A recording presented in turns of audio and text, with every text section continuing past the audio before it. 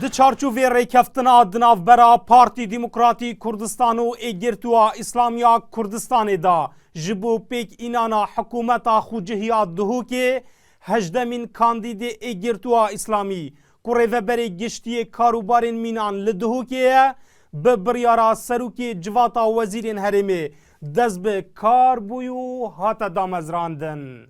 Rastê rêveberiyê wa ku ew kar tê datiyan heta niha çi kêşit hosayet ku tu bêjî çê nebûne kêşit biçîkê rojane net her daîreyekê da çêt bîtin û em hêvîdarên ku ev cure rêkeftina ser astê parêzgeha bibine dergehekê baştir û mezintir ji bo hindê ku li ser astê herêmê jî û ser astê postê bilind jî ev rêkeftina durust bîtin. بە ئیتفاقێکی سیاسی کە لە شاری دهۆک ئەنجام دراوە ئەو پۆستە دراوە بە یەکگرتووی ئیسلامی و بەڕێز کاک مەسعود کاندیدی ئەوانە بەڕێز سەرۆکی ئەنجومەنی وەزیرانیش فەرمانی دەرکردووە بۆ دەست بەکاربوونی بەڕێزیان وەکو بەڕێوەبەری گشتی لە پارێزگای دهۆک.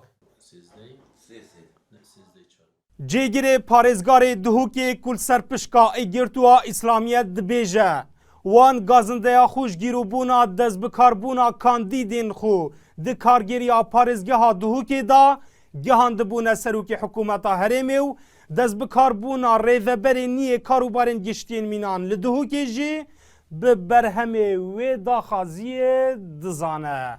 پشتی ئەو سەردانا سەرۆکی حکومەتە هەرێما کوردستان لەوێرەمە داخواز جێگیری و حاڵومە دەهێڤەنە ئەو داخوازت هەوەکردین و هەندێک هەوەی تەقدیم کردین دیفۆ شروطانین مەیەت گۆڕین مەدەم هاگۆڕینە ئینشا الله کردوین دەبزیترین وەختێنە جێبەجێکردن ئەو بۆ کردوین خۆشبەختانە ئەوەکی دبێژن دەستکەفتێ. Êgirtuwa İslamiya Kurdistanê xudana sê kursiyan e di civata parêzgeha Duhokê da ji koma 28 kursiyan.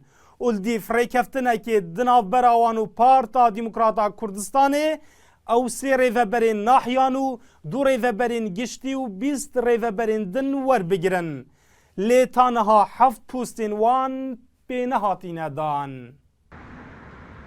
Nêzî sal û nîvan derbas bûne li ser rêkeftina di navbera Partî Demokratîk Kurdistan û Yekgirtuwa İslamiya Kurdistanê ji bo pêkînana hikûmeta xwecihiya Duhokê.